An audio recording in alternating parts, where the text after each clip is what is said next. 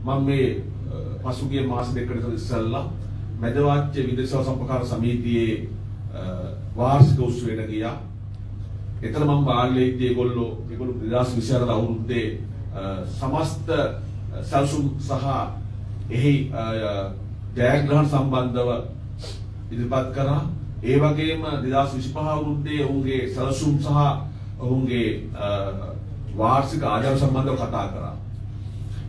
මම හිතන්නේ සමුපකාර ශ්‍රේෂ්ඨයේ ඒ තිබිච්ච ඒ ව්‍යාපෘති හරහා සාමාන්‍ය ජනතාවගේ සියලු ජන ජීවිතයේ සියලු සම්බන්ධීකරණයක් සේවා සැපයීම අධ්‍යාපනය සෞඛ්‍ය මුදල් ගනුදෙනු ඒ හැම ශ්‍රේෂ්ඨයක්ම නියෝජනය මේගොල්ලෝගේ ඒ ව්‍යාපෘති හදලා තියෙනවා.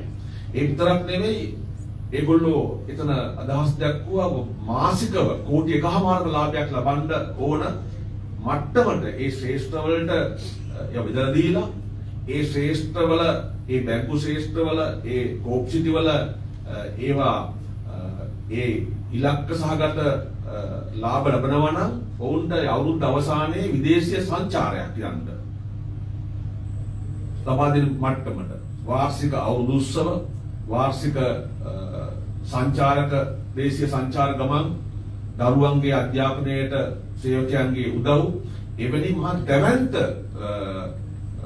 ප්‍රතිලාභ සේවකයන්ටත් ජනතාවට ලබා දෙන විදිහේ මට්ටමටම ඒ සමුහර තිබ්බා. ඒ විතරක් නෙවෙයි ඔවුන් අපිට කිව්වා මැදවාච්‍ය පළාතේ සීනි පාලනය කරන්නේ මැදවාච්‍ය සම්පූර්ණ සමිතිය කියලා. ඒ කියන්නේ පුංචිකට වඩා රුපියලක් අඩුවෙන් ඒගොල්ලෝ සීනි දෙනවා.